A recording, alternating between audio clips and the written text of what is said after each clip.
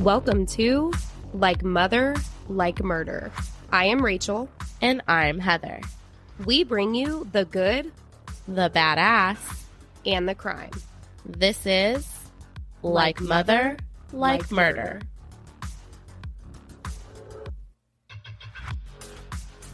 Hello, everyone. Welcome back to Like Mother, Like Murder. Like Mother, Like Murder. You guys, welcome back to episode...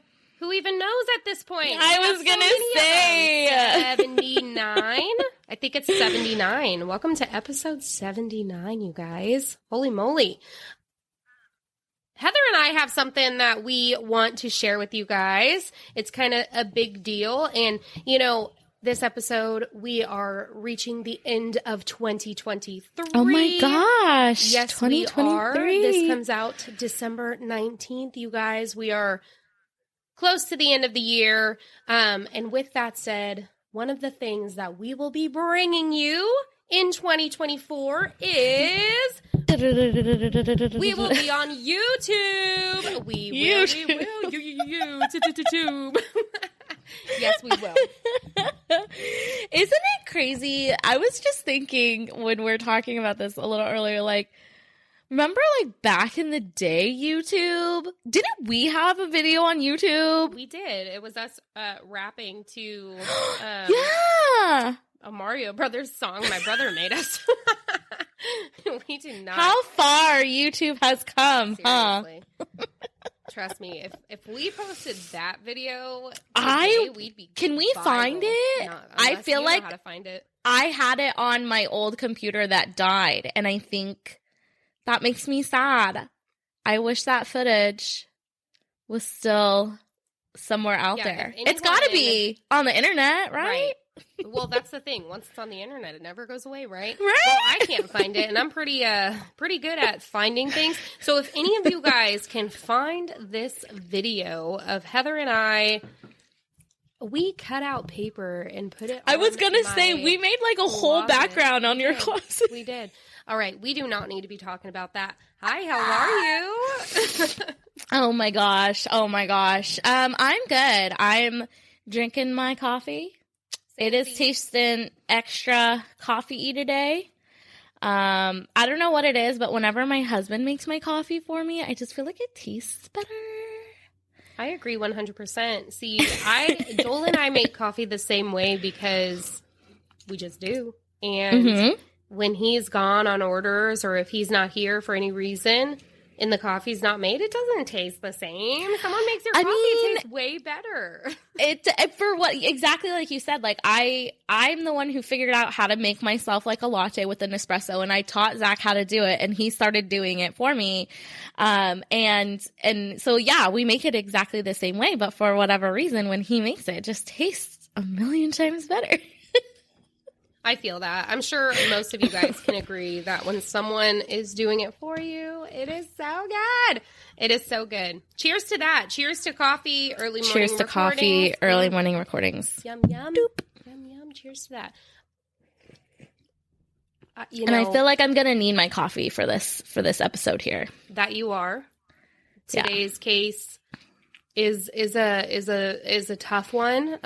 Heather, I mean, one of your friends. Yes. So actually, it's so, you know, we've talked about this before on the podcast where, you know, we do this. This is definitely part of our lives, but it's not like we go around like shouting from the rooftops that we have like a murder podcast. No. But when people start following me on social media, obviously they figure it out rather quickly. But so she is a fellow dance mom. Our daughters dance together. And, you know, so we've known each other for a while in that capacity. And then we more recently started following each other on Instagram. And so she saw one of our podcast posts and she goes, oh my gosh, like, you know, murder, like, that's awesome. And I was just like, okay, but like, don't judge me, right? Because don't think that I'm a bad mother because, you know, I talk murder all day long. And she was like, no, I love it. Like, it's totally my thing. And I was like, yeah, okay, cool. And so ever since then, you know, she's talked, you know, she follows us. She, says these cases. And she actually recently texted me about this case and was like, this is a case. And I was like, yeah, we should cover that one. And I immediately sent it to Rachel, because Rachel has actually talked about covering this one before. And I was like, I'm not in the headspace where I can do that right now, because it's a rough one. But you know what? Shout out Anna for giving us the push to make this happen. We're going to do it. We're going to do it for you.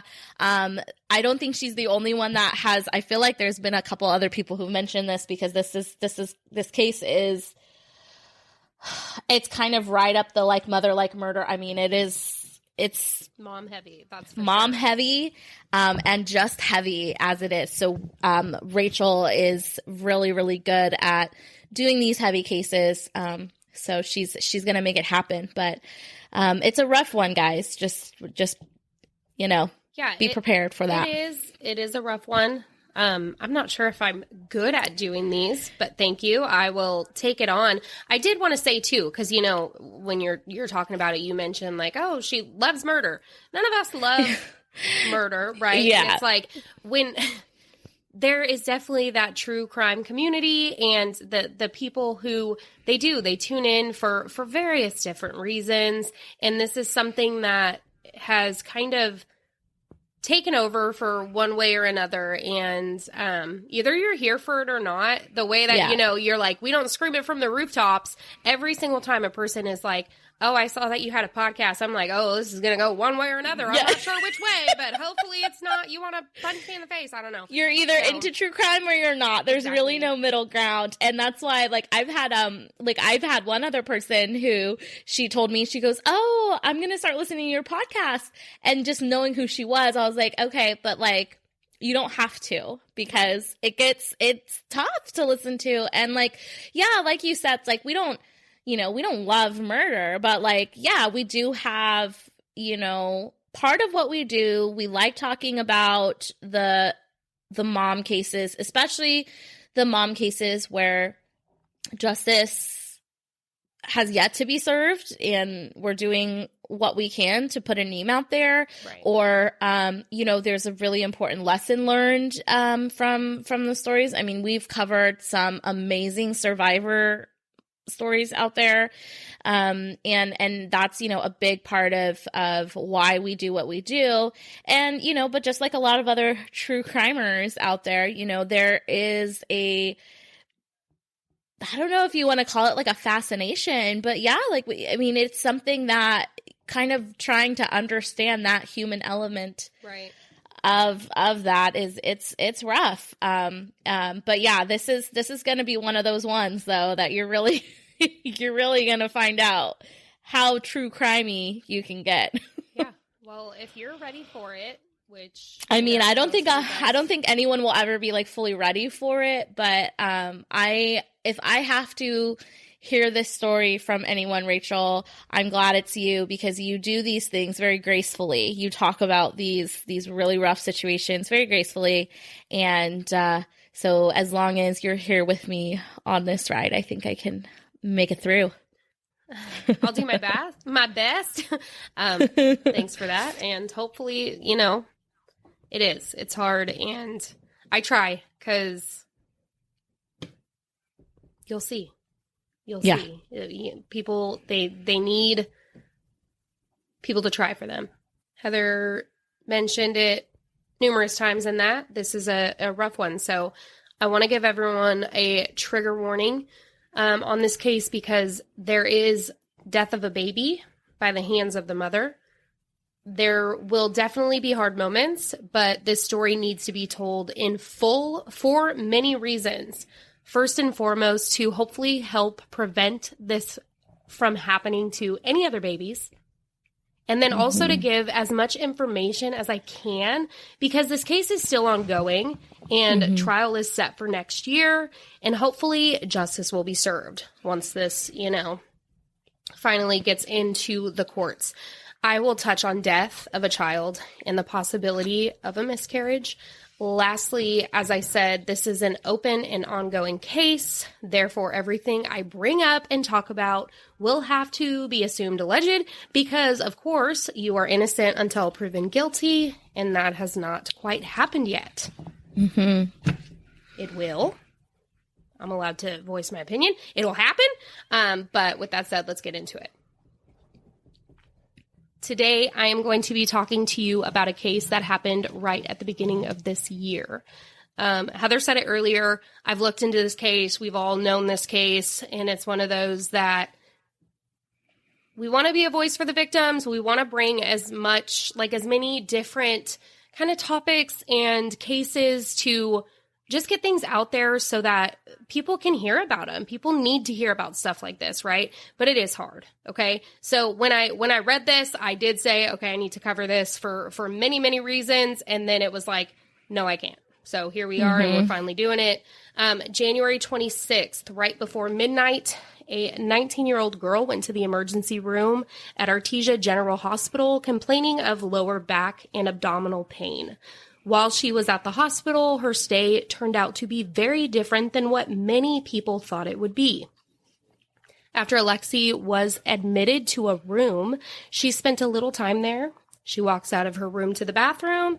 She walks back into her room, and then hospital personnel, accompanied by investigators, walk into Alexee's room to inform her that a baby was found in the trash can of the bathroom that she had just been in.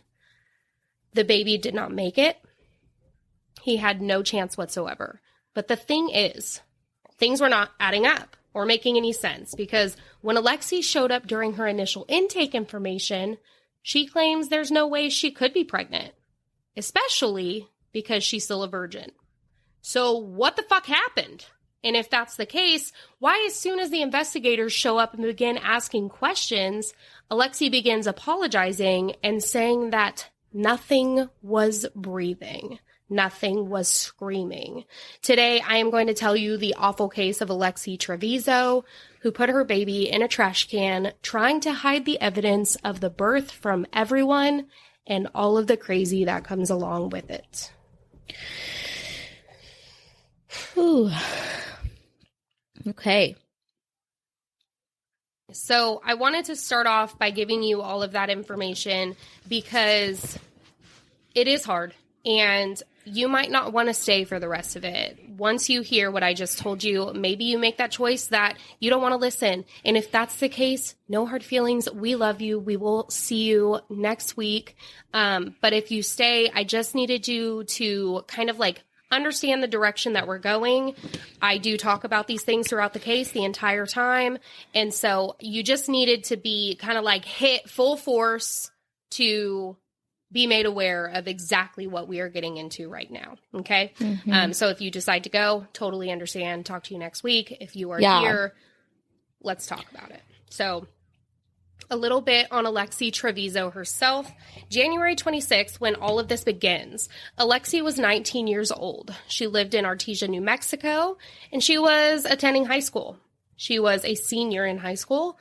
She was a cheerleader, and this played a huge role in her life. She was also in a relationship with a boy at the school who was on the football team.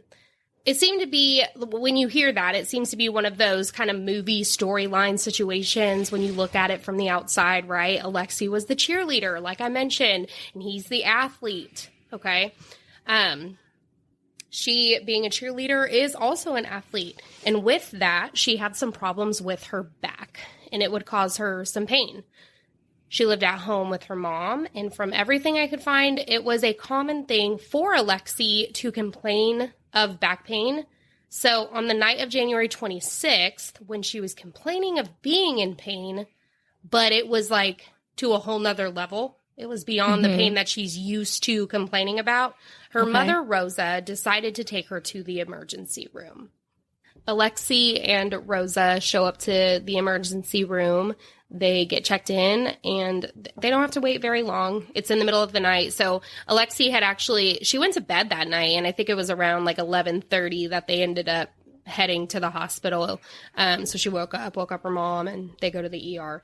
At this time, Alexee is being questioned of why she is there, right? And they're getting all of the details that they do when you show up for a visit, doing all of the intake information, right? So if you've ever been to a visit like this, you already know. But if not, let me share some of those standard questions. What is the reason for your visit? What is your pain level? When was your last menstrual cycle? Is there any chance you could be pregnant? And much more, right? You know the drill. Like, if we've all been there, if we've showed up, especially as a woman, those questions. Well, with Alexee's pain level and her answers, they end up giving her Tylenol and morphine to help her with the pain. And they also do a urine test to start trying to figure out what is going on and what the problem could be. So with her answers, which I'll get into numerous times, she says, no, there's no chance she could be pregnant. They go in for the back pain. No chance she could be pregnant. She says she's a virgin. So the nurse and hearing about her pain and it being like lower pain is instantly kind of thinking like kidneys or kidney stones. Kind of like sure. Or some sort of infection, right? So which a urine sample, right, will probably 100%. Tell you, right? So yeah. So that's exactly like what's going on at this time. Well, that urine test comes back, and it is positive for her being pregnant. One of the things we will get told or kind of get to later is whether or not Alexee was told she was pregnant at this time or not, but we will get there. And one thing, too, is, like, it's, like, just thinking on, like, the hospital side, okay, this girl comes in and says there's no way she's pregnant, she's a virgin, and the pregnancy test comes back, or, like, the urine test comes back that she's pregnant, and you're kind of like, okay, well, we don't, at this point, it could be a false positive, right? I mean, how many people have been there with a false positive? And so, and I mean, I don't know, is it more or less likely to happen a false positive when the hospital does it? But it's like, I mean, what do you, like, as the hospital staff, it's like, she's telling us there's no possible way, but, you know, this test is saying yes, like, you're kind of, like, what do you do? Well, and the other direction, too, of how many times people have gone on there and said, there's no way I'm pregnant, and they're 100% pregnant. But, I mean, you're completely right, because the staff, I mean, what's the next step, right? The next step is to take more tests, and that's exactly what they do. The staff decide to do a blood test as well, and that also comes back positive for pregnancy. They know at some point that she is pregnant. It is not 100% relayed to us. I don't know if it's something that's being kept or not, but I could not find whether or not they told Alexee before what I'm about to tell you next. Okay. And I don't want to start pointing fingers or saying someone did something wrong. They're taking numerous tests at this point. Right. Because she's saying there's no way she could be pregnant. She's saying she's never had sex. She's saying that she's a virgin. So we're running more tests. Okay. At 1:39 in the morning, Alexee ends up saying that she has to use the restroom really, really badly. So they take her off of her morphine and everything, the drip, and she gets up from the bed, walks down the hospital hall to one of the public bathrooms. She actually more than walks. She is sort of like waddle running towards the bathroom, holding her back end. Just trying to make that clear, because it wasn't like the bathroom in her room. Yeah. You know, certain hospitals, you'll have like a bathroom in your room. This one, she leaves her room, she goes down the hall, and she goes into that bathroom, which is like, it's a single-use bathroom. It's not a community bathroom with a bunch of stalls. It's one of the ones at the doctor's office. You just walk in, you close it, you lock the door. But either way, Alexee ends up locking herself in this bathroom for nearly 20 minutes. Her mother and the nurses both go to the bathroom door numerous times to see if Alexee needed any help and to check on her. And while they're knocking, she's saying she's fine. She's saying she's having a hard time going to the bathroom. She did tell them that she had to have a bowel movement, and she's just really struggling. Okay. Well, close to 18 minutes of Alexee being in the bathroom, nurses try, they're trying to get in. They're calling into her, hearing different noises, hearing flushing, hearing the blow dryer, hearing paper towel dispenser, all of that. And with Alexee not coming out, one of the nurses ends up telling her that they were going to get the key to come in and check on her. It was at this time that Alexee comes out of the bathroom, walks back into her room, gets up, and sits on her hospital bed. Now, when Alexee left the bathroom and went back to her room, multiple things start happening. In the room, one of the nurses starts to check on Alexee because there's blood. They want to know what's going on, right? They actually perform an ultrasound on her, and she finds a unique situation. What seems to be the body of one who would have just delivered a baby, yet no baby. And then someone comes in and says that they need to speak with the nurse, and they explain what they found. One of the nurses ended up going into the bathroom when Alexee went out and was met with a shocking scene. There was a lot of blood. There was a lot of blood smeared, which looked as if Alexee was in there trying to clean it up. The details of how the nurses explain it is very gruesome, saying that it seemed as if blood was thrown or flung at the walls and around. And then there was also blood footprints on the way back to Alexee's room. Oh my gosh. Either way, it was quite the scene, and they end up calling for the housekeeper to come and clean the restroom because ultimately, at this point, what their thought is that Alexee must have had a miscarriage in the bathroom. But that's not it. Yeah, it's so hard because, like,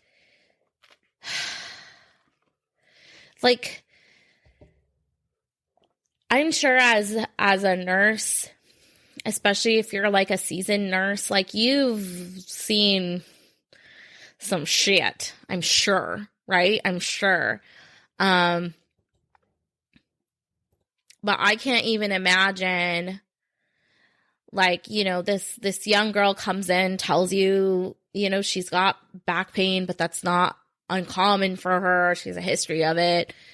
Maybe I don't even know as a nurse if you're aware of what the results would have been. Like if it's like a switched in shift, who knows? But then you're worried about this girl. You come in, you see this, you're like, oh my gosh, like this is, oh my gosh. Like it's so much. It is like so much. It's so much. It's so much, and it's so much more.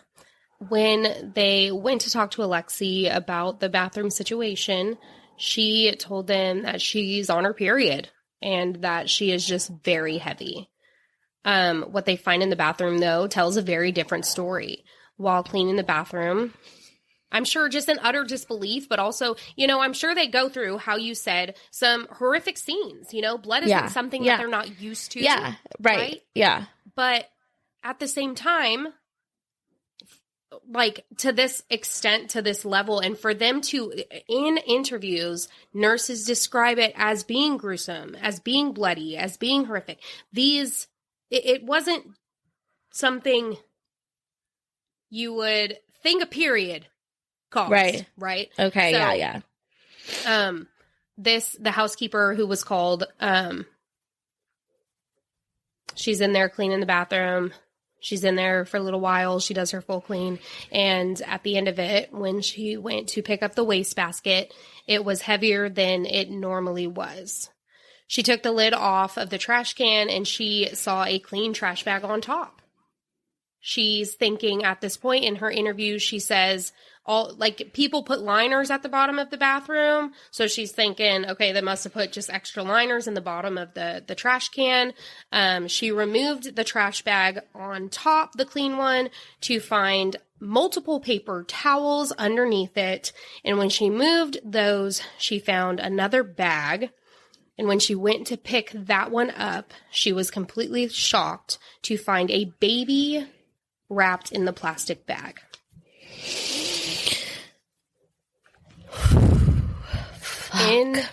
In her interview, Heather, and this kills me, she says that when she picked up the bag, she just saw black and blue, is what she said she saw at first. When she picked up the bag suctioned to the baby's face because the baby was so moist, and that's when she knew it was a baby. And that's when she started screaming to the other staff, "There is a dead baby in the trash can." Oh my God. That poor, I mean, again, like, as a hospital worker, especially like on the cleanup staff, on the custodial staff, like, I'm sure you have had to clean up like some really like gruesome things, but I can't even wrap my head around, like, it's probably like, you know, it's obviously like the last thing that you would expect to see in this situation. And so like the moment, I can't even imagine the moment she realized what she was looking at, like, Right. Just the utter, just like, oh my God. Yep. You are right. And, you know, you say that, okay, so a housekeeper, she's there cleaning. She's on the custodial staff, right? Everyone in this hospital has pretty much dedicated their life to helping people. Mm-hmm. And to then find something like this, which we'll get to, that is out of your hands at this point, just breaks all involved. Okay? Oh, yeah, for sure. Really quickly, I just want to add, so Heather, I know that you're someone who absolutely cannot handle video or audio, but I know, it's rough. I do believe it's very important for everyone to listen to kind of fully understand all of this. And the best way to do that is to play, you know, some clips for you guys. I'm not going to be playing everything because honestly, this is one of those cases. There is a lot of video footage, right? I will source everything in the show notes. So if anyone wants to go and see the video evidence of what I'm talking about or things that I've already mentioned, there's a lot of it. Okay. Here, though, I will be playing a clip from when they walk into Alexee's room to let her know that they found a dead baby in the trash can. Okay, we have him on phone too, but she killed a kid. We discovered a dead baby in the bathroom. Oh my gosh. I'm sorry. He came out and I didn't know what to do. Lexi, I told you about this. I just asked you, baby, to tell me the truth. I was scared. I was not crying or nothing. What did you do to it? Okay, stop right here. Stop. Do you guys have an unmature for me? Like, how big is the baby? It's full term. What? 9 months? Nothing was crying.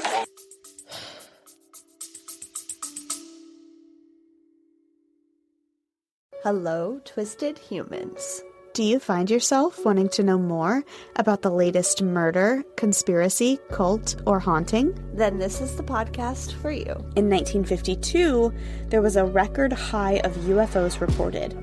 1,500 sightings. There has been evidence of human sacrifice, devil worship, and it is haunted by more spirits than can be counted. A family of 2 adults and 2 kids reportedly saw a giant flying thing with glowing red eyes. And meanwhile, the family's nanny that helped Veronica to care for her and Lucian's children was found bludgeoned to death in the basement of their family home. I'm Alicia. And I'm Sierra, and this is Twisted and Uncorked. Fuck. First of all, okay, so clearly I have so many mixed feelings going on right now. So, like, this girl is 19. She's obviously, like, freaked the fuck out. And she's old enough. 19 is still, like, very young, but she's old enough to understand that, like, that was not the right way to handle the situation. But at the same time, it's like she was probably so fucking scared because look at the way her mother is fucking reacting.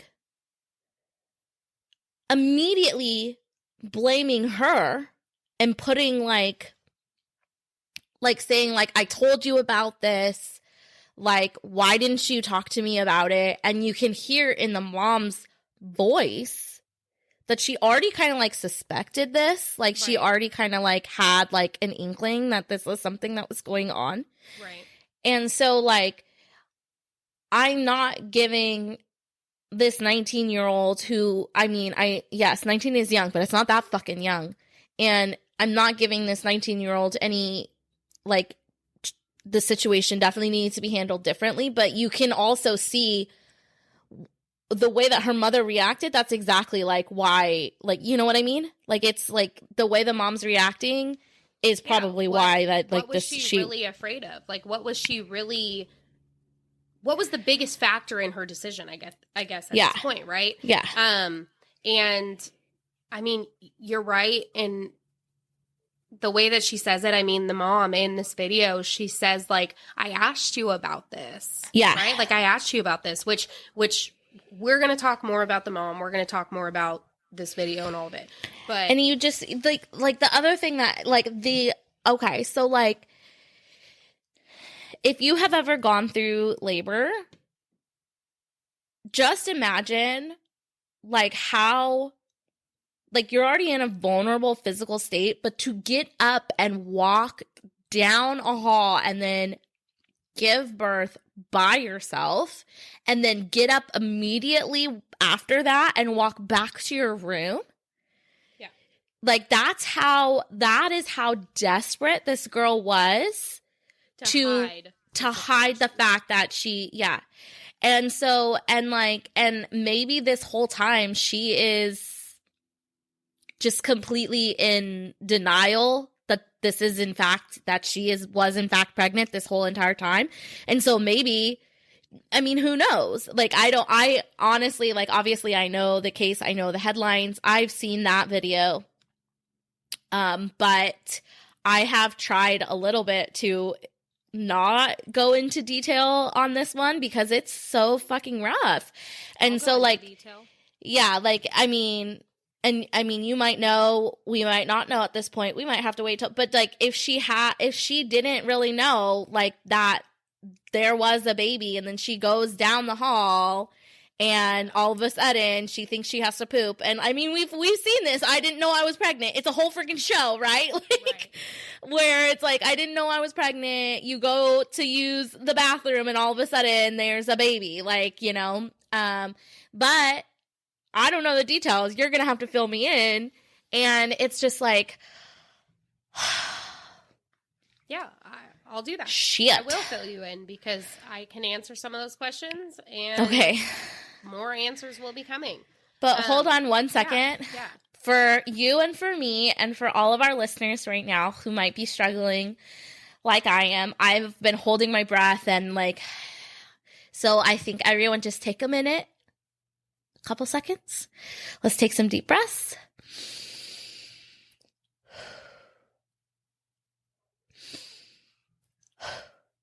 Okay. I'm like, all right, Rachel. Too much breathing. I won't be able to finish. Phyllis, I know I've been holding my breath and then not realizing that I'm holding my breath, and then when I go to take one, I'm like, oh my gosh, I'm breath deprived. So had to do that really quickly. Now, Rachel, I'm ready, but I'm not ready. You know what I mean. Heather and everyone, I hope those breaths helped because, you guys know the thick of it, but we're definitely going to get into more of it. So when Alexee went to the bathroom, it was about 1:40 in the morning. When she came out of the bathroom, it was close to 2. I think it was 1:58. And then at 2:30 is when the baby was found in the trash can, right? So many people are involved at this point, from the nurses, the doctor, front office, just, everyone in the ER at this point. The baby was immediately taken to the trauma center, but it was too late. They had no chance to try saving this baby. While this is happening, the authorities were called, just like you heard in that video. So they show up. They fill them in on what exactly happened. They go in, they talk with Alexee, as you heard in that video. But I'm going to read it out for you as well. The videos are kind of hard to hear on here. So I just want to let you guys know, the nurse, the charge nurse, and the officer walk into the room. And one of the nurses begins, she says, "We discovered a dead baby in the bathroom." Rosa immediately says, "Oh my God, Alexee, I'm sorry it came out of me and I didn't know what to do." Rosa, "Lexi, I told you about this. I just asked you to tell me the truth." Alexee, "I was scared. It was not crying or nothing." Rosa, "What did you do to it?" Immediately, the nurse stops the conversation and they get into the fact that they have to first treat Alexee and make sure that she is okay and that her body is all right, right? Right. She just had birth at this point. Did she birth the placenta? All of that, right? And so the risk of infection is high in a bathroom. In a bathroom, even if it is the bathroom at a hospital, and the fact that she immediately walked back into the room, nobody knows, what if she tore something? That's a big, they have to make sure she's okay. They don't need more death right now. Right. Fuck. So the hospital that they're at, right? So they say that they're going to need to airlift her to another hospital in New Mexico. It's Lovelace Hospital that will be able to help her, because the ER that they were at, it's not a labor and delivery site, right? So their focus at this point was to be sure that Alexee was okay, before moving forward. But sure. They do say the authorities are here because of the situation, and it is an investigation at this point, right? Mm-hmm. Another thing I need to point out in this audio is Rosa asks how big the baby was. And when the charge nurse says 9 months, that this baby was full term, Rosa did, in fact, she seemed extremely caught off guard. Right? Mm-hmm. Alexee's jaw straight up dropped in this video, too, if you're watching it. As she cried and continued saying nothing was crying. And the whole "nothing is crying" to me kills me more than anything, as if she's already, distancing herself and, just... she's definitely, there's definitely some psychological things going on at this point where she is not... she's depersonifying that human being. Right. For sure. She is. Full fucking term baby. Okay. The other thing, another thing about this initial moment with the officer in the room is he does tell Alexee at this point she is being detained. She isn't arrested yet, but she is detained. So she may not leave. An officer will be present with her constantly, unless, the hospital needs to do anything, ask them to step out for a checkup or something. But she's being detained at this point. So Alexee gets on the gurney. She's taken to the helicopter to be airlifted to Lovelace. And at this time, the officer goes down to talk with the family. And it's during this conversation that Rosa is seen asking more questions. Can they go be with Alexee? Will she be able to come home after? All of that. Well, they begin talking about the baby and that after they do their test, he will be able to be released to Alexee or next of kin, right? And then it comes up that the boyfriend is sitting right there. So the officer, he's like, "Oh, okay, wait. So that would mean," and I don't, want to assume, "but you'd be the father, right?" And he says, "Yes, because it's obvious. He knows he was having sex, or at least he's had sex once with Alexee at this point, right? And then Rosa starts to just laugh. Duh, obviously it would be him. What the actual fuck? So I'm going to play that video for you right here. When did it start? Like the pain? Yes. Yesterday she said it was really bad, that her hips were hurting, and then her back. And then last night, we were on the phone together, and she said her hips were hurting bad. I said, ask her if anything else is hurting. And she said just everything. And she went to sleep. But she's a cheerleader too, so she's big in cheers. They have cheer competition. She works out. I mean, And she's been active this whole time? Yeah, she's been active this whole time. And who does she live with? With me. She's Parents. Oh, that's, yeah, because she's in school. She's a senior. So, And how long have y'all been together? Almost 2 years. 2 years? Okay. So, not trying to be rude, but you are more than likely would be the father? Okay. yes. It's, No, we get it. We get sometimes it. it happens. Actually, both moms start laughing.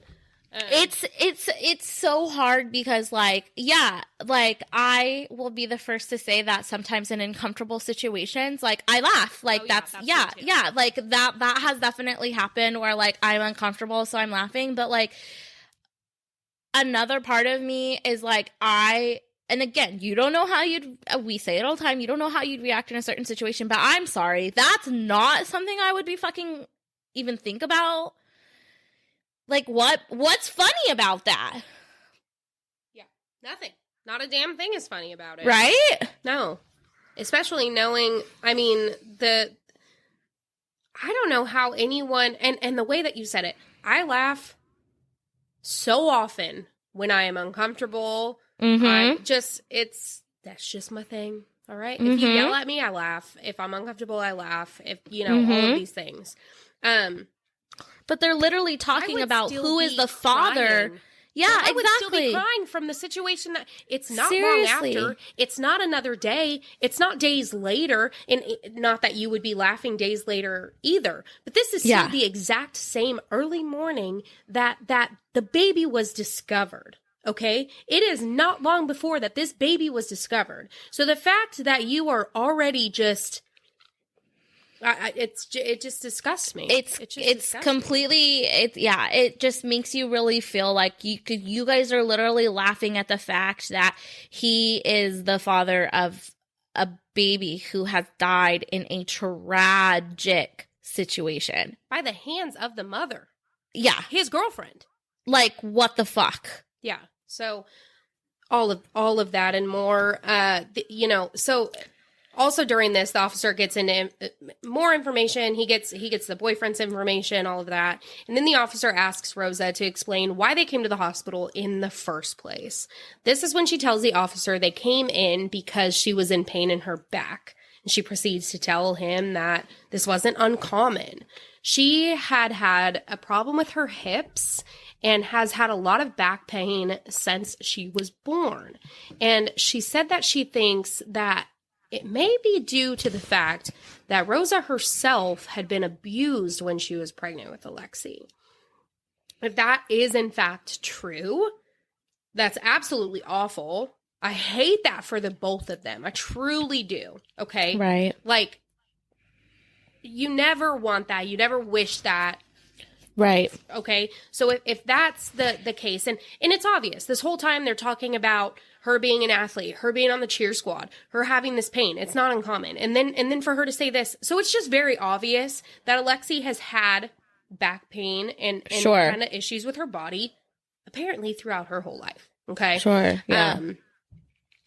The officer ends this conversation by seeing if they had any other questions for him, which Rosa asks if they could, if they need to get a lawyer.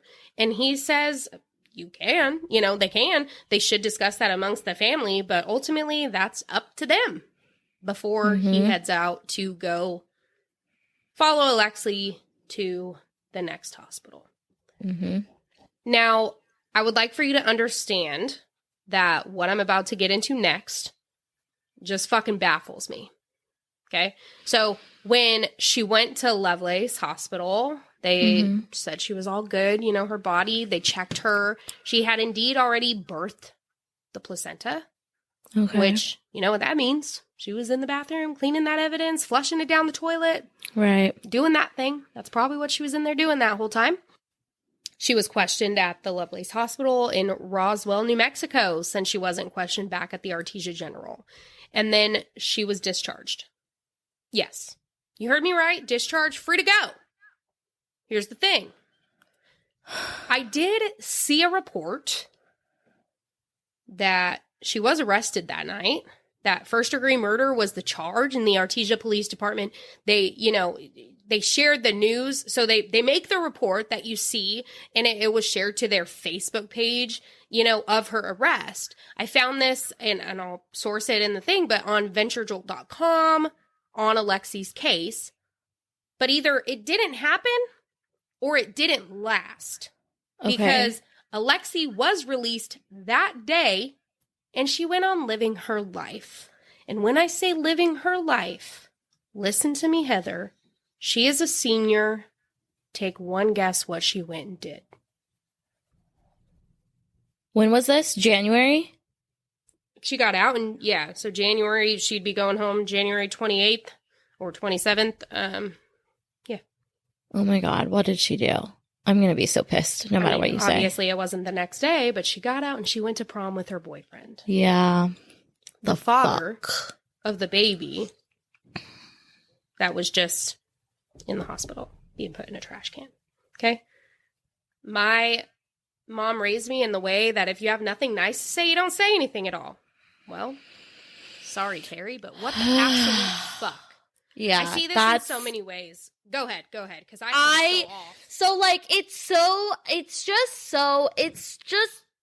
okay, let me start with my thought about, maybe the arrest did happen, and it's possible that she was released on her own recognizance, right? And so, the charge is there, but, she's not spending time in jail, she's released. Okay, whatever.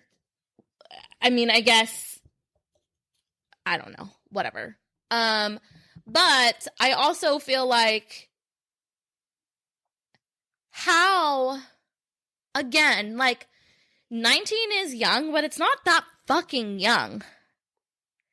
And how could,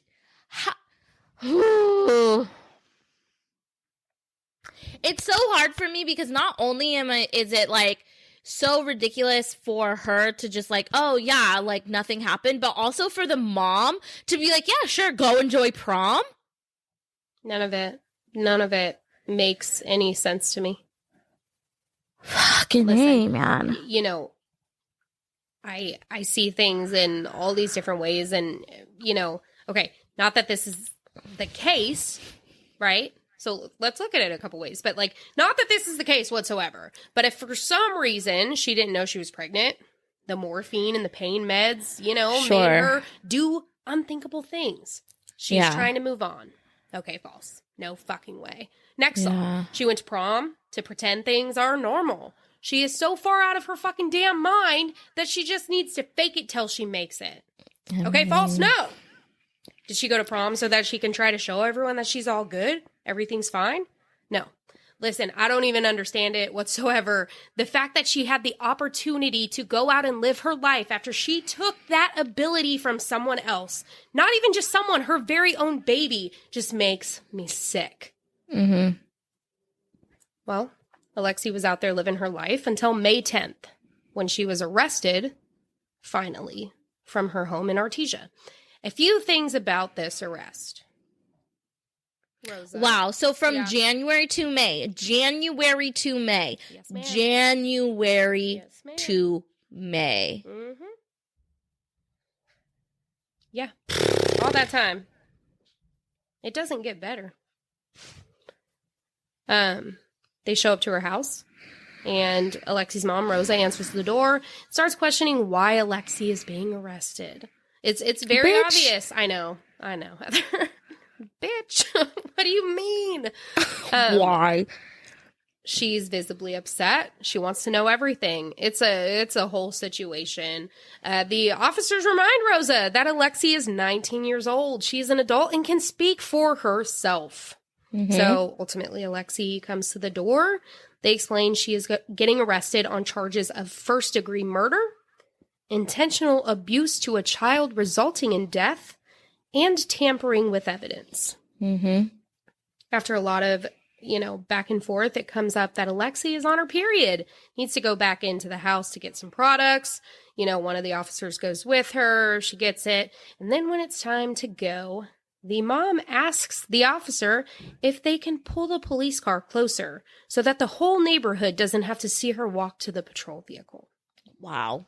Yeah. That's obviously this family cares way more about other people's perceptions and how they look as opposed to the fact that a human life was fucking taken. So cool. Awesome. Good for you guys. Not. What the fuck? Yeah. Cool. Awesome. What the fuck? Yes. I get so mad literally at everything. But at certain things more. But at the same time, we talk about the fact that you never know how you're going to act in a situation, right? You really don't know a damn thing if you've never been in the situation either. True. As we bring these details, bring the facts, and then many situations where we bring our own comments and opinions or stances, you don't have to agree with us. You don't have to think the same way that we do in certain situations, but when it comes down to it, we bring you what happens, and then you can build your own opinion on those details, and we will do the same. With that said, as much as I talk about getting mad at Alexee's mom, because I feel like, ultimately I do feel like she knew more than she was leading on. Oh, 100%. Right? Yeah, I feel that way too. Right. There's times I'm also that person. I'm looking at the, like if I was her, I could see myself doing the exact same thing in that moment too. I am that mom. I would full on be Mama Bear any moment. Trying to protect her daughter. Asking for her to be taken care of. Can you pull up the car? All of those things. So I guess, I get it even though I hate it. If that makes any sense, right? Yeah, but I guess no, I totally understand what you mean. But part of me, I guess, in my mind, I'm feeling like she's doing this not to protect her daughter. But her image. And I feel like but the image. I feel like she's doing it for the image, which just is you don't get an image after you done what you done. Sorry. Yeah. Yep. I mean, yeah, I'm just over here blabbing. But it is one of those things that we talk about all the time that you don't know what you're going to do. You're right. You don't know the situation. If you've never been in it, you truly don't know. And it's there is part of me that I'm absolutely don't do that. Look what your daughter just did. Turn her in, And then there's the other part that's no, you protect her, whatever. But I also feel and there's a third part where it's I agree with you. I think she knew more than she, is pretending. And part of her motivation is because if you knew, you're going to be held accountable as well. Exactly. So protecting herself a bit, who knows? Allegedly. Allegedly. She allegedly pissed me off. So Alexee was taken in that day on May 10th, and then her $100,000 bail was posted on May 16th, and she was able to go back home. That is where it stands today, Heather, with that. She has been out on bond this entire time. She is able to live a pretty normal life, and I say normal lightly, guys, because this is a huge case. People are well aware of who she is and what she has been arrested for. So I'm sure life is not normal, but she is out. She is living. So a few things about that. She is living at home with her mom, Rosa, still. She wasn't able to attend graduation with her class for high school. She did graduate. She is on an assigned curfew schedule, which is from 7 a.m. to 7 p.m. No ankle monitor or anything, because they don't believe, for her to be a flight risk whatsoever. She is currently attending college, and she is still in a relationship with her boyfriend. So as of now, for someone who put their baby in a trash can, I don't see it any better than that. This situation is so fucking hard because I mean, let's give the most benefit of the doubt here. No. Let's say she had no idea she was pregnant. Okay. Okay? Okay. Let's just say that. Okay. She goes to the hospital with back pains. Mm-hmm. They ask her, is there any possibility that you're pregnant? Mm-hmm. Now, there are some women who legit still, like, kind of have, I don't think they have, like, legit periods, but some women, maybe they're still spotting during pregnancy and they think that's their period. Or, you know, especially as a younger girl, you know, sometimes your periods aren't super, what's the word? Regular. Normal. Also, yeah, like regular. I bled nearly the entire pregnancy. Mine is definitely not, you know, a normal pregnancy. Right. So bleeding when you're pregnant is not uncommon. Right. So okay, so maybe she thinks there's no way she's pregnant because she's still having her, like, maybe she thinks she's still having her period. But first mistake, she's lying saying she's a fucking virgin. Yeah. Because mom's in the room and she's afraid. Because mom's in the room, which, I mean, she's an adult, so she shouldn't have to have a parent in the room. But even as a teenager, a lot of times, like, doctors will say, like, Mom, can you step out? Like, even when you're 16, 17, 18, they'll say, like, Mom, can you step out so we can have a real conversation? Right? And again, like, the mom could say, no, I'm not leaving. That's my child. But, not at 18. So not at, not you at can't. 19. Exactly. So, okay, so first mistake there, saying she's a virgin, she's lying about that because she had to, like, I mean, maybe you're so stupid as to think that if they're giving you fucking meds that it could impact a potential pregnancy, whatever. But first mistake, lying about that. But let's say, you know, that was just a lie. She didn't think it would cause anything. Then she goes to the bathroom, realizes what fucking happened, and covers it up. Yeah. That, in and of itself, because just imagine how differently this could have played out if that happened and she screamed for all the nurses and everyone to fucking come in. To scream. They were standing at the door. They were exactly. Her if she needed help. Like, please come in here, help me. I'm scared. I didn't know this was what was going to happen.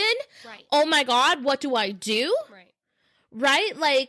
Like the situation could have been so fucking different because maybe they could have fucking saved that baby. Right? B,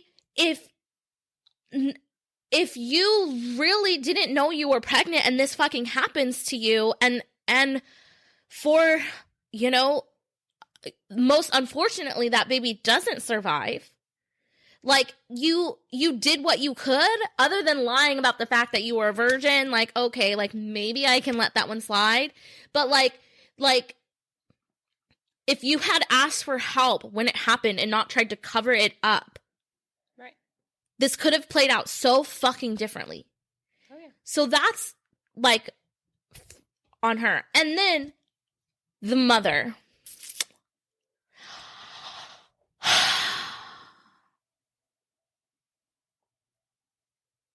I just cannot understand, as a mom who has raised this daughter, like, as Rosa, right? Who has raised her daughter. How in the world okay.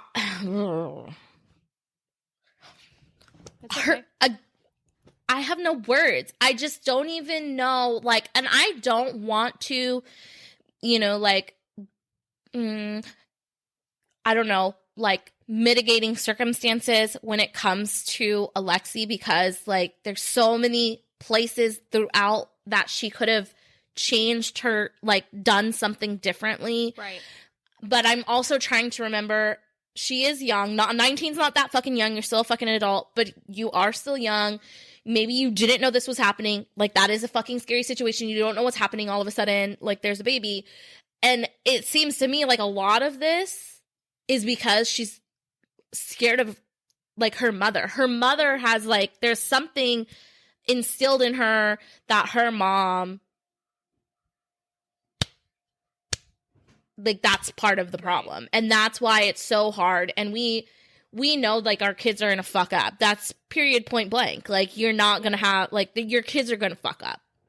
But as a parent, it is your responsibility to support them and help them make the right decisions through that. You're not supposed to. I just have zero sympathy for that mom. Yeah. Yep. Because you're a full fucking adult and mother who knows what it's like to raise a child. Like, you definitely should have fucking known better. I agree with that. And I am very interested to see what comes out in trial, because one headline I also read is that, like, they are thinking that the hospital, I'm nowhere near done. Oh, I'm nowhere near done, honey. Fuck. Are you going to talk about that one? Yes, because I I am. remember reading that one and being like, I have a lot of mixed feelings about that. Wrap this up, because I got 5 more pages. No, I'm just like, we know we're waiting on her trial. Right. So I'm like, I don't want to just cut have you a off, lot that's of. why I'm like sitting here, but I you're have like a lot of saying feelings where I'm going. I have a lot of feelings. Yeah. I have a lot of feelings. You can have those. Woo! For sure. You know? And look, right here it says, but that's not all, Heather. There is more. God. Okay, let's go. Let's hear it. So this whole time, Alexee, they did get a lawyer. And of course, the family is trying to figure everything out, right? Well, currently, Alexee is suing the Artesia General Hospital, claiming that the treatment she received is what caused her to birth a stillborn.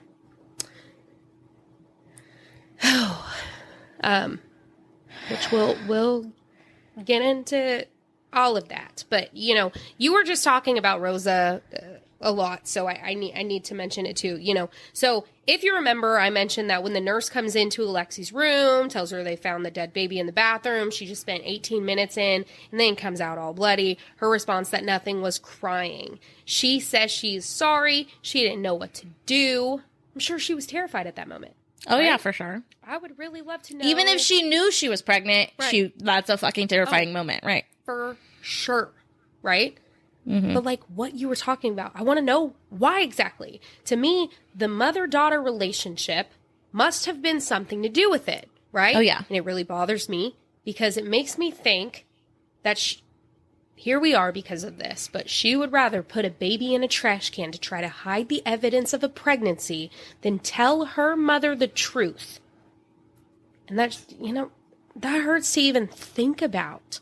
Yeah. Like, what was happening or what was being said or what you can live the most sheltered life, right? Mm-hmm. You hear people who say like, oh, if you ever get pregnant, you're not coming back home, these kind of things.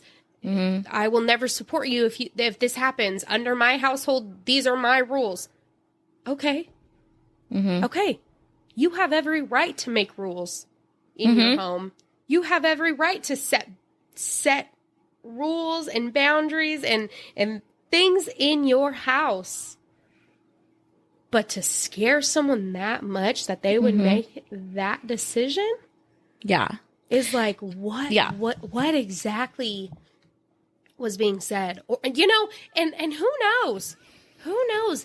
Maybe these things didn't happen. Yeah. I'm not sure. I'm not saying they didn't. Maybe it all I was definitely like think there was Alexee. something. Maybe she was so messed up in her head at this point, right? But it's just hard to believe, though, given the mom's response. Right. When they came into the room and told her. For sure. Just like imagine how different things would have been if the mom wasn't right down the hall. Yeah. Which I'll get to a couple options or things she could have done. But even if for some reason Alexee didn't know she was pregnant, if Rosa didn't know she was pregnant, it comes down to the fact that they are, in fact, in a hospital. They are in a place that can help you. Right. Help you and your baby. Even if you spent 9 months thinking you were not pregnant. there are so many options for this baby if you make the choice to not keep the baby. Okay? And this hospital is actually one of the hospitals you could drop your baby off, no questions asked. Okay? But now, because of this case, right? So you can leave your baby at this hospital, no questions asked. But now, because of this case and because of another mother in this area named Alexee Trevizo, which we're not doing this case right now, but who knows? Maybe it's coming up soon. Yeah. In this area, another mother who was also 19 put her baby in a dumpster behind a shopping center just the year before, which I will add, the baby did make it. The baby did live because of 2 unhoused individuals finding the baby in the dumpster and turning the baby in. That's another case for another time, okay? But because of these situations and more that happen in other areas, because unfortunately, this is not an uncommon thing. Right. Like, this is happening.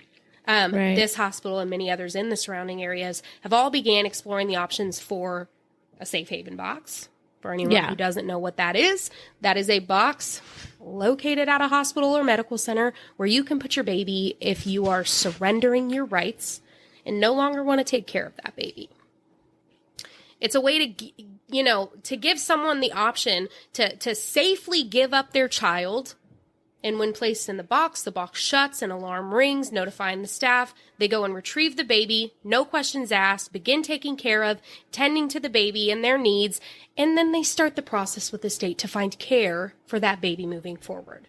A solution for moms who are unfit, unstable, whatever it may be, other than abuse, other than murder. Mm-hmm. Okay? She could have done that. Mm-hmm. Sorry, I almost started crying. Don't cry, because then I will cry. I know. It's just so frustrating because it really is. It's so hard. Many options. Yeah. There are so many things that you can do. And the choice she made is 100% the wrong one. And for what? Sorry. So back to Alexee suing the hospital. Alexee is suing the hospital for the wrongful death of her baby. She says that the drugs administered to her were the cause of death. Just a reminder from earlier on, Alexee was given multiple things because of the extensive pain she was in when she arrived to the hospital. Things such as morphine, ketorolac, and ondansetron. I'm not a medical professional. I can't even read those words. You did as good as any of us would. I have been told, just like anyone else, right, that when you're pregnant, shouldn't do drugs, shouldn't smoke, shouldn't drink, be cautious of the medicine you use, don't eat certain things, all of that, all right? Right. I've been pregnant. You hear these things. And obviously, she's saying she didn't know she was pregnant. She doesn't know these things, whatever, okay. It's obvious what you are putting into your body can be given straight to your baby because you are the one providing what the baby needs to grow in your belly. Remember, she told them there's no way that she could be pregnant. Right. She was a virgin. She's never had sex. Absolutely not. Right? Yeah. Mom, Rosa even says she buys pads for her every single month, okay? All that good stuff. They run the test, and I do, like I mentioned earlier, I need to know, because I couldn't find this. I'm not really sure 100% on what times things were given and stuff. Right. She did get the morphine before the pregnancy results. I don't know how long she was given. Whatever. Okay. Yeah. So it's like, do we know, like, once the result came back, did they stop the morphine or did they keep? Yeah. Like, yeah. Cause like if she did a pee test but she's like, no, there's no way I'm pregnant. They're probably like, okay, false, positive. Let's give a blood test. And then after the blood test come back, maybe they're like, oh, wait a second. Maybe we need to and then but then. Well, they never made it in time since she ran out of there, asked to be taken off of it to run to the bathroom. Right. So as they're trying to get these answers because she said that there's not a chance, Yeah. And so it's like, it's hard because it's like it's hard to assign responsibility, I guess, because the hospital, I'm sure it's not the first time they've had a patient fucking lie to them, but it's like, are they really responsible when someone's fucking lying to them? I don't know, because I mean, they did their part. They ran the tests. Exactly, they did what they were supposed to do. So I don't know what the protocol is there. And at the end of the day, let's say that the hospital did fuck up, and let's just say that there is a rule or a law out there that says if you get a P test, you have to immediately stop all. Who knows? I don't know what the rules are. Maybe. But with that being said, again, Alexee is still responsible for the fact that even if the baby was stillborn, and that was the hospital's fault, let's say, hypothetically, she still tried to hide it. Yeah, she sure did. Which, okay, so maybe then the murder isn't, your responsibility if you're going to put that on the hospital, which is very up in the air because you lied to them in the first place. You're still, what were those other 2 charges she had, right? She's still responsible for tampering with evidence or whatever, or those hiding accessory after the fact. Yep. Yeah. I mean, you said it. It's when you said maybe don't lie, maybe don't be a liar. Maybe be honest, and then these things won't happen. Okay. I did have to look up the medicines because I don't know them all. Ondansetron is a medicine to help with nausea and vomiting. Okay, which I should know the name of that since I've taken a lot of those. Ketorolac is an anti-inflammatory as well as a pain reliever. And morphine is a pain reliever, okay? Right. All 3 of these things were given to Alexee because she was in a severe amount of pain. Going to the hospital for back pain and telling the nurses that she was absolutely not pregnant since she has never had sex. Which is a lie. Right. Okay. I wrote something here. I don't know if I want to add it in, so I'm just going to say it. Okay. I think I'm not going to add it. Okay. So I say, unless, trigger warning, unless she was a victim of sexual assault. Sure. And she was saying no to sex because it was involuntary, right? Yeah. But still, if that is the case, you don't dispose of your baby into a trash can trying to hide the fact that it happened. Yeah. But maybe if, and I'm not a victim, I've never been through things. We talk about the fact that you don't know if you've never been in the situation. Maybe you're so messed up and you don't want to believe that this is your life. I don't know. Yeah. None of this is anywhere. None of this is talked about, said to be believed. None of it. It's just something that in my head I was like, I mean, I see your point, but then when they talk to the boyfriend, he makes it pretty clear that they were having sex. They were together for 2 years. Yep. You're right about that. So, all right. Talking about that boyfriend, let's get back into the boyfriend. All right. So, like I said, he was at the hospital the night that all of this happened. Mentioned him, talked about him earlier. When they ask him if he would be the father, he says yes, and Rosa starts laughing. Okay, weird. But either way, him and Alexee were a couple, right? Mm-hmm. Alexee was released. She was out living her life, and I said they went to prom. You should see these prom pictures of them smiling together. Cute couple, right? Just happy as can be. Still makes me sick to my stomach knowing that this is happening, that she has the ability to go and do that, right? Okay. The boyfriend says in an interview, again, he says it again, he did not know that Alexee was pregnant, that Alexee did not know she was pregnant, despite the very obvious weight gain and baby bump that was visible to all who looked at her. Okay? Really? When the pictures surfaced, and when they are talked about, and which I will post, because you see her, and instantly you're like, oh, she's pregnant. You don't guess. You don't question it. And my first thought, one of the pictures that I'm going to post, my first thought was, why is this pregnant kid spotting someone on her cheer squad? That's unsafe for the baby and the mom, right? Because in one of these videos, she's underneath these people. She's holding her hands up, and it's a full-on baby bump. Okay? What the fuck? So this wasn't... You mentioned the shows earlier. Don't know what they're called. I didn't know I was pregnant or whatever. Yeah. But people can carry their baby in their back. Maybe that's why she's like some people have very small, like literally do not gain any weight during your like we have seen that like before. Oh, she gained weight. Oh, Lord. Okay. So, I said someone, this kid spotting someone. She's not a kid. She's 19 years old. She is an adult.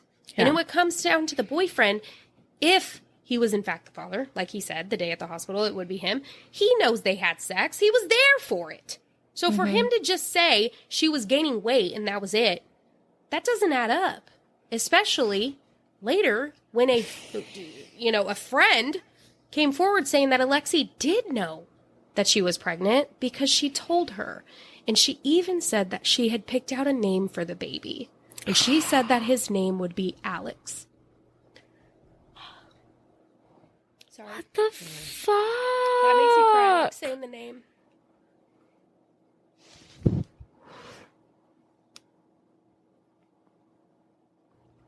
Okay. Ooh. See, this is why, okay.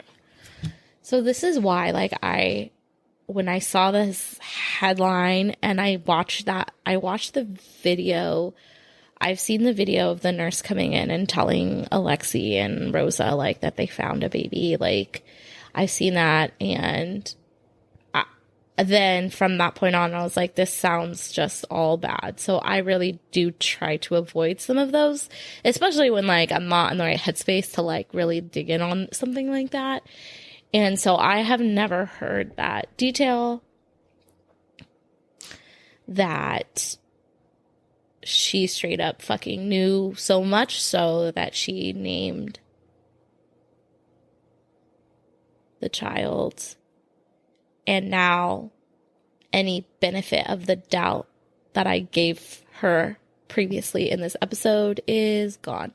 If that is in fact true, that she knew so much so that she gave a name to this baby, I take back any of it, because no. Right. No. And those things, these are the things that I'm waiting for when it comes down to trial, because people talk. Yeah. Right? People talk, people say things. And I need to see all that concrete, actual evidence that stuff, she knew. Right? Yeah, for sure. Well, and part of me, so it's so hard because we know, when you are pregnant and after birth, your body is going through so much shit. Your hormones are going through so much shit. We have seen moms with postpartum psychosis who literally are outside of their right mind and do horrible things, and they need proper psychiatric treatment for what they're going through. And if that's the case, then there should also be some evidence that she was outside of her right mind, right?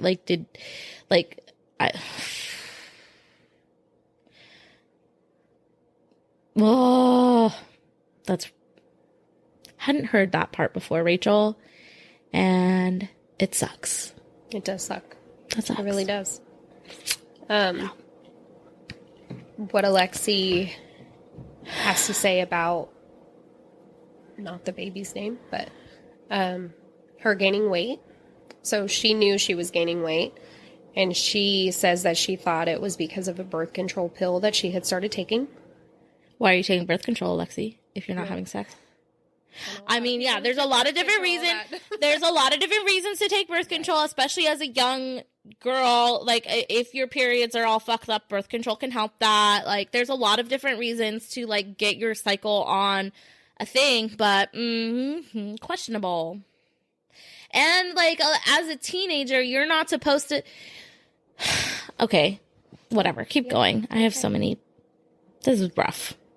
Along with the birth control pill that she started taking, she also began taking a weight loss pill.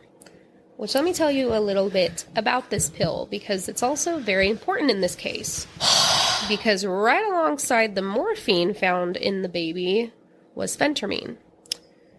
The report notes that the amount of morphine and phentermine, they're consistent with maternal consumption and placental transfer to the baby. Mm-hmm. But with that said, these substances, and this is from the autopsy, these substances did not contribute to the death of the newborn, because it lists entrapment as the cause of death and homicide as the manner of death. Okay? So, I'm going to refer to the baby as baby Alex now, because this baby deserved his life. He was born, he took his breath, and he was given his name. So the family and their lawyer are fighting the fact that baby Alex was born deceased because of these things that were administered to Alexee. In the toxicology report, he did have morphine in his body. He was also positive for COVID-19, influenza A and B, and SARS. The family's lawyer, Gary Mitchell, says that the baby most likely died from the morphine given to Alexee that night. He claims that although the medical examiner says that there was air in the lungs, that the baby did not breathe properly because of the morphine given, and that is what resulted in the baby's death. They are also suing the hospital for violating HIPAA laws because of the videos from the hospital and from the police cameras during the investigations. You know, they're both violating the privacy of Alexee and her mother, which right there, yeah, I kind of agree on that. Okay, sure, yeah, but that's secondary to a fucking life being, oh my God. Absolutely. Yeah, I mean, when it comes to that, you know, maybe those things shouldn't have happened. Sure. They agreed. When it comes to the police, they do, something I read, they make the statement that once they are in there, like, I forget the reasoning, but because of the murder, they're allowed to be rolling their cameras no matter what.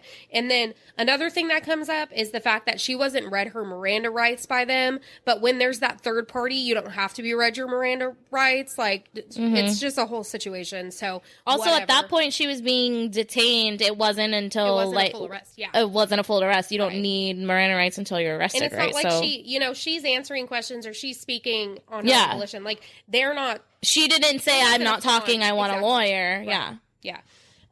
So I'm going to tell you about the upcoming court dates, but first, baby Alex's cause of death report states that the death was caused by asphyxiation, suffocation, and strangulation, right? And it was indeed a homicide.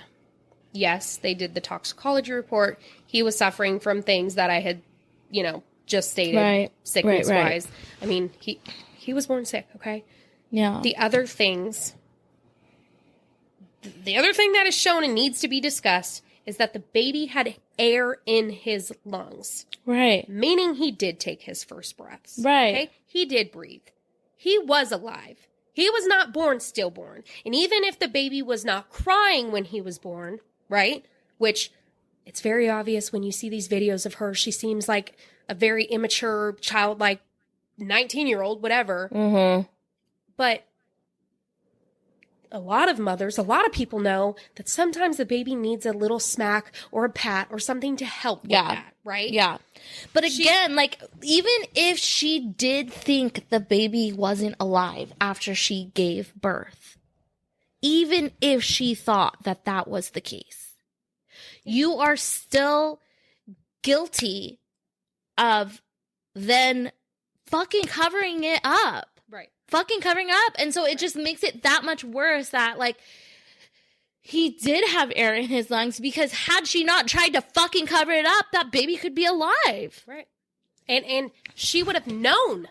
She would have known that if she called for help or accepted the help as the nurses and her mom went to the bathroom door to check on her for 18 minutes, rather than lying, wrapping the baby in a bag and trying to hide his very existence. Okay? I cannot wait for this trial. I cannot wait for Alexee to go to court and to see what else comes out of this case. I am looking for cell phone messages, texts with her boyfriend or friends, anything that shows that she knew she was pregnant. Mm-hmm. And then I am looking for her to be held accountable after the fact. Like I said earlier, even if by chance she didn't know she was pregnant, she knew she put the baby in the bag. She held that bag up. She twisted that bag. She tucked that little twist underneath the bag, put it at the bottom of a fucking trash can, and covered it up. That much she did know, and that is more than enough to convict her of the crime that she most definitely committed. As of right now, Alexee's next court appearance is not until July 22nd of 2024. That will be her pre-trial hearing, and then August 26th is her jury trial. I'm going to be following the case closely, obviously, and, you know, hopefully you all just follow it as well. But I'll definitely share anything I hear or find out. But that is what I have for you today. That is the details of what happened. We would have been here another hour if I was to bring in all of the statements and all the video footage from the nurses and from everyone that night. But I do encourage you. Everything will be in the source, like in the show notes. But I do encourage you, if you want to know more, go look at those videos, go look at those conversations, go look at, you know, the interviews with the charge nurse, with the housekeeper who finds this baby. It's heartbreaking. It's fucking so heartbreaking. Tragic. And it really is. It's just so hard because, like,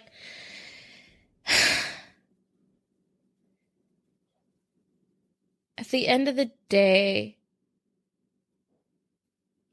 Alexee knew that what she did when she tried to hide that baby was wrong. And there were just so many points along where she could have just made one different decision. Yep. That would have not resulted in, I mean, that baby's death. Or if for whatever reason the hospital couldn't save the baby, like, at least she could feel like she tried to do the right thing. But nowhere, and from the minute that she got to that hospital, she did not try to do the right thing. And that's the most tragic part about that, is because that baby didn't ask to, like, that baby didn't deserve any of that. No. And I know that, like, there are situations out there with young mothers who just, you know, for whatever reason, and sometimes through no fault of their own, that they can't take care of a baby that they, you know, that they got pregnant with. And maybe it's through no fault of their own. They're just in a circumstance where they can't take care of that baby. And you know what? Maybe they make the decision to have an abortion early on because they know, look, I can't provide for this baby. Or they go through the pregnancy because they, you know, for whatever reason, they didn't want to or couldn't get an abortion. And so they go and they have the baby. And that's the thing, is like, there are options, right? Like you said, like you talked about, where you have the ability to surrender that child, and you don't have to go through like the whole adoption process. You don't have to go through like, it could be quote unquote secret, right? Like you don't have to, it's just like there are options. And I think that's one of the biggest things out there is like, if you, like, I think as a society, we need to make sure that young women who do get pregnant know that there are options other than taking the life of that child. Right. Because that doesn't need to happen. No. That's just so, that's not the right thing. And like, there's just, and wow. Wow. Wowzer, Rachel. That is probably one of the more tragic and horrible and just like, I don't even know any more words, cases that we've covered, but I think it is an important one to cover because it is true that like these young women get into situations where they are full on pregnant, and yeah, it's a scary situation, especially if you do not want that baby, but that doesn't give you the right to, take that baby's life away from them. So it's important to know that there are options out there. And, there's a lot of things that you can do, and you just need to make the right decision, because at this point in time, whether or not you had any control, whether you are having that baby. And if you don't want to take responsibility for that baby after it's born, there are options for you. There are plenty of people. Yeah, there are options for you to not have to be responsible for that baby, but one of those options is not to murder that baby, right? When we say plenty of people out there, there are too many people who need homes, and there are too many people without, right? And so first and foremost, if you do not want to be a parent, take those fucking steps to not be a parent. Okay. Mm-hmm. Secondly, like if you take those steps or you don't, there are the options. Okay. Yeah. Yeah. I mean, oh man. Damn. With that said, I have my whole body is like on high alert. It's just it's so much. And for any of you that are still here, do what you can today to like stay in a good headspace, because like for me, I'm like, we talk about some of these hard ones. And I think we do it, because we know that like the stories should be told. And B, especially to make sure that people know there are things like safe haven boxes. Like that's important to know. But we know that it's not easy. Right. First of all, it's not easy for Rachel to put these things together. Thank you, Rachel, for doing that. But it's also not easy to know that this kind of shit is going on in the world, especially as a mother. Like your heart goes out to just like these babies, and it's just it's rough. So do what you can today to just take some breaths, and because I know I will be. After that. I'm glad that you bring that up, because I wanted to as well. We enjoy what we do when we're researching and bringing these mom related stories, right? And these cases to you each week. And we say it all the time. Although it can be rough, the victims' stories deserve to be told. Right. Survivors deserve to be talked about and right. have their stories be told. And we're here for it, okay? So please feel free to reach out to us if you have any suggestions or requests, because we do, even if it's hard, want to bring them to just offer resources, offer suggestions, give people, any sort of help if it is needed. And if it helps one person, that is what we are here for. So with that said, huge shout out to all of our listeners. If you've made it this far, like she said, and you're still here through all of that, just know that we're here for you. We love you. If you guys are like struggling, let me take a second right now to just say that, like, if you ever need to just talk to us, come talk to us. We got some shoulders. We can be a shoulder if you need something. And, you know, I'm not saying anything like this. I mean, if you put your baby in a trash can, don't fucking dare talk to me. But we can be there for you. Maybe we can help you, you know, find help that you need, or just be a support system. That's what we want to create here at we're here to create a community for sure, of like-minded women and mothers and men and fathers. We're you know, obviously we're not trying to say that men aren't part of our community. We have some awesome guys, but obviously we cater towards we like our moms, towards the femme and the moms and the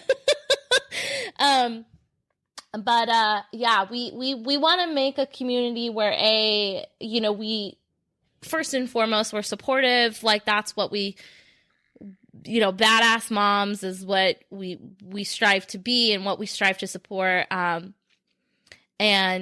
we also obviously want to make a community where we can talk about these types of cases in a way that is not, like, glamorized, and we want to bring the truth and the facts and the, you know, we're trying to bring that to these cases. And I think the other thing that we want to make it a safe place to discuss these kinds of things, because safe places are needed. So, yeah. And that's what we're here for. And we hope you all can join. We still haven't come up with, like, a wine bucket equivalent for, like, Mother Like Murder, huh? What do you guys want to be called? Because we used to call you guys wine buckets, and now I don't know what to call you guys. It's okay. I haven't even thought about it. You can email us at likemotherlikemurder@gmail.com. You can also just message us at one of our socials, _mother_like_murder, or on Facebook at Like Mother Like Murder, or you can go to our website, likemotherlikemurder.com. We are literally everywhere. We would love to know what do you want to be called. All right. Lastly, you guys, if you guys have not yet checked it out, go over to our merch shop. You can find it on likemotherlikemurder.com. And if you guys want to support us, that's a great way to support us by getting our shirt and showing us off to everyone. And make sure that if you wear it, you tag us, because we would love to see it. All right. Yeah. If you are struggling with, what do I get this person for Christmas?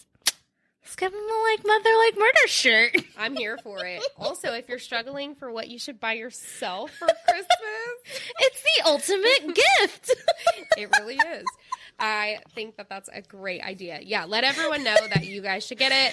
I'm here for it. So let us see it, though. We want to see it. And the next time you will hear from us will be Christmas. It'll be Christmas, my loves.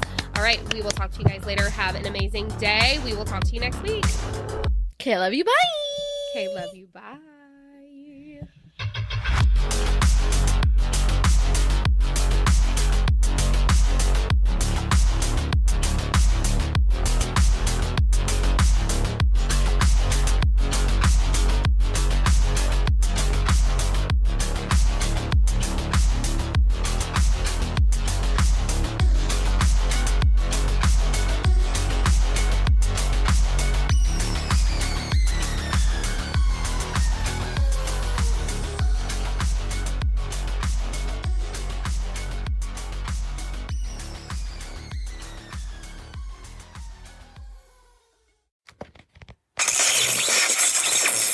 Alright, I think I hacked in. We're on the air? Shh, security's outside. But how's my hair? It's a radio station. Psst, psst. You guys hear about the Beyond the Shadows podcast with Ryan and Scott? You guys into paranormal? What about true crime? How about UFOs and cryptids? We also have mad hauntings. We got security. No, We don't. We're not big enough to need it yet. No, we got security. Hey, what are you guys doing? Get out of here! Listen to the Beyond the Shadows podcast. Beyond the Shadows.